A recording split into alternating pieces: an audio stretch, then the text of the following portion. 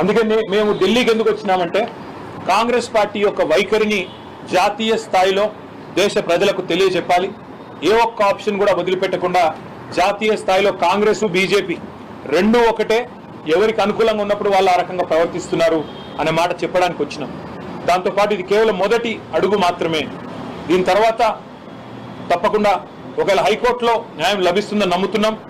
తప్పకుండా న్యాయం గెలుస్తుంది.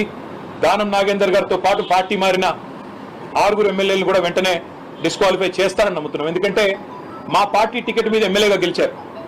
మళ్ళీ ఆయనే రాజీనామా చేయకుండా సికింద్రాబాద్ ఎంపీగా కాంగ్రెస్ పార్టీ టికెట్ మీద బీఫామ్ మీద పోటీ చేశారు. అంతకంటే ఓపెన్ అండ్ షట్ కేసు అయితే ఏమి ఉండదు. ఇందులో ఇంకేదో చదవడానికి కానీ అర్థం చేసుకోవడానికి కానీ ఇంకేం లేదు.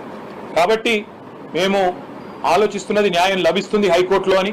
ఒకవేళ లభించకపోతే సుప్రీంకోర్టుకు వస్తాం. సుప్రీంకోర్టులో కూడా తొందరలోనే పిటిషన్ కూడా వేయడానికి కూడా అన్ని సిద్ధం చేసుకుంటున్నాం. చాలామంది రాజ్యాంగ న్యాయ నిపుణుల్ని కూడా సంప్రదించినాం. అదే మాదిరిగా ప్రెసిడెంట్ ఆఫ్ ఇండియాని కూడా అవసరమైతే కలుస్తాం. మా పార్టీ లీడర్లందరూ కూడా వస్తాం. ప్రెసిడెంట్ ఆఫ్ ఇండియా గారిని కలుస్తాం. ఎలక్షన్ కమిషన్ పెద్దల్ని కలుస్తాం. అదేవిధంగా అవసరమైతే లోక్సభ స్పీకర్ని, రాజ్యసభ చైర్మన్ని కూడా కలుస్తాం. ఏ రకమైన వ్యవహారం తెలంగాణలో నడుస్తుందో, కాంగ్రెస్ నిర్వాహకం ఏందో జాతీయ స్థాయిలో ఎండగడతాం. కాబోయే సెషన్ కూడా వస్తూ ఉంది 22 నుంచి. 22వ తారీఖున సెషన్ ప్రారంభంగా అవుతా ఉంది. మాకు రాజ్యసభలో 4 సభ్యులు ఉన్నారు.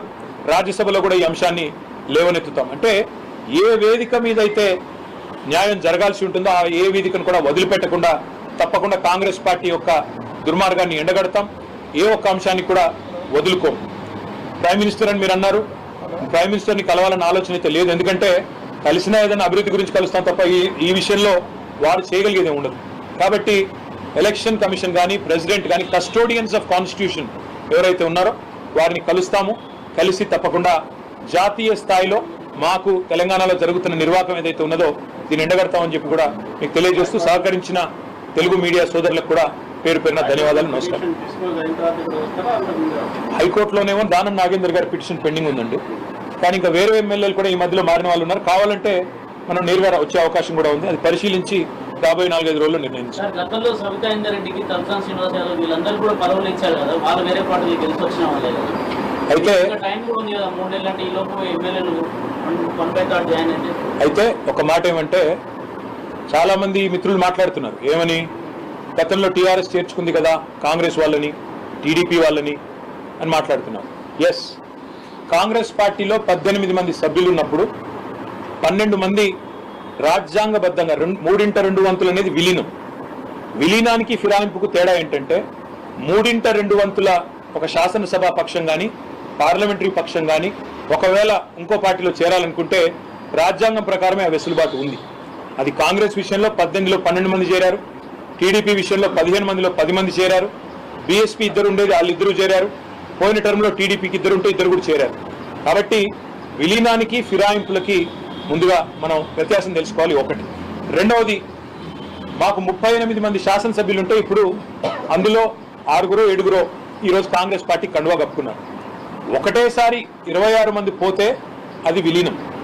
కానీ ఒక్కొక్కరుగా పోయి అక్కడ అవతల టికెట్ల మీద పోటీ చేస్తే అది ఫిరాయింపు కిందకే వస్తుంది. ఈ విషయంలో చట్టం చాలా స్పష్టంగా ఉంది.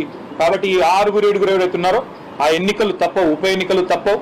వీళ్ళ పదవి ఊడగొట్టడము ఖాయం. తప్పకుండా ప్రజాక్షేత్రంలో వీళ్ళు పరాభవం కూడా ఎదుర్కోక తప్పదు. ఆయన రాజీనామా చేశారు, మీరు తెలుసుకోండి. ఇప్పుడు నేనేమంటున్నా అంటే మీరు ఒకసారి గతంలోకి వెళ్ళి 8 ఏళ్ల కిందట ఏమైనా చూడదలుచుకుంటే చూసుకోండి. నేను అనేది ఏంటంటే ఇవాళ మాకు 38 మంది ఎమ్మెల్యేలు ఉన్నారు. అందులో 6-7 పార్టీ బైలాకి, రాజ్యాంగానికి, భారత రాజ్యాంగానికి విరుద్ధంగా ఇవాళ కాంగ్రెస్ పార్టీ వాళ్ళను కొనుగోలు చేసిందా, సామధాన భేద దండోపాయాలు వాళ్ళే చెప్పినట్టు ప్రయోగించిందా, మరి కాంగ్రెస్ పార్టీ చెప్పాలి. అన్నింటికి మించి హిపోక్రసీ, డబుల్ స్టాండర్డ్స్, ద్వంద్వ ప్రమాణాలు. ఏ కాంగ్రెస్ అయితే నీతివంతమైన మాటలు మాట్లాడుతుంది, రాజ్యాంగాన్ని చూపెడుతుందో వారికి మేము గుర్తు చేయాల్సిన అవసరం ఉంది.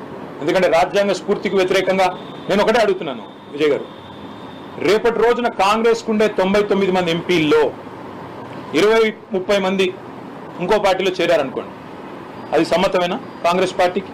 కాబట్టి కాంగ్రెస్ ఆలోచించుకోవాలి. ఇవాళ వాళ్ళు చేస్తున్నది రేపు మళ్ళీ వాళ్ళకి తిరిగి చుట్టుకునే ప్రమాదం ఉంది. ఇంకొక మాట కూడా నేను గుర్తు చేస్తా ఉన్నా, మీకు చాలా మంది మిత్రులు చాలా పరిమితమైన అవగాహన, పరిమితమైన చరిత్ర అదే మాట్లాడుతున్నారు. అసలు ఈ తెలంగాణలో ఈ ఫిరాయింపుల పర్వానికి శ్రీకారం చుట్టింది ఎవరండి? 2004లో రాజశేఖర రెడ్డి గారు కాదా? 2004లో టీఆర్ఎస్కి 26 మంది ఎమ్మెల్యేలు పొత్తులో గెలిస్తే 10 మంది ఎమ్మెల్యేలు తీసుకొని పోయింది ఎవరు? మొదలు పెట్టింది కాంగ్రెస్.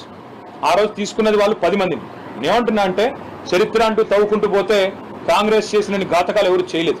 ఇప్పుడు నేను అనేదల్లా ఒక్కటే, ఇది రాజ్యాంగబద్ధం కాదు, చట్టబద్ధం కాదు, కాబట్టి వాళ్ళని అనర్హులుగా ప్రకటించాలని మేము డిమాండ్ చేస్తున్నాం. స్పీకర్ గారు నిర్ణయం తీసుకుంటారని ఆశిస్తున్నాం. తీసుకోకపోతే ఇతర వేదికలు తప్పకుండా ఎక్స్ప్లోర్ చేస్తాం, న్యాయం దొరికే వరకు పోరాడు. ఈ ఫిరాయింపుల విషయంలో ఎలక్షన్ కమిషన్కి ఏమీ చెప్తారు? ఎలక్షన్ కమిషన్ కూడా తప్పకుండా కలుస్తాం. ఎందుకంటే ఎలక్షన్ కమిషన్ ఆనాడు వాళ్ళ అఫిడవిట్ కూడా ఇస్తారు. అఫిడవిట్లో స్పష్టంగా ఏ పార్టీ మీద పోటీ చేస్తున్నాం అనేది రాసి ఉంటుంది. ఇవాళ ఏ పార్టీలో ఉన్నారో కూడా వాళ్ళు చూడాలి. న్యాయ వ్యవస్థలు, రాజ్యాంగబద్ధమైన సంస్థలు తప్పకుండా సంస్కరణలు కూడా రావాల్సిన అవసరం ఉంది. ఎవరు ఫిరాయించినా వెంటనే అనర్హులుగా కావాలి అని కాంగ్రెస్ ఏదైతే న్యాయపత్రంలో చెప్పిందో అది అమలు కావాలని మేము కోరుతాం. Thank you.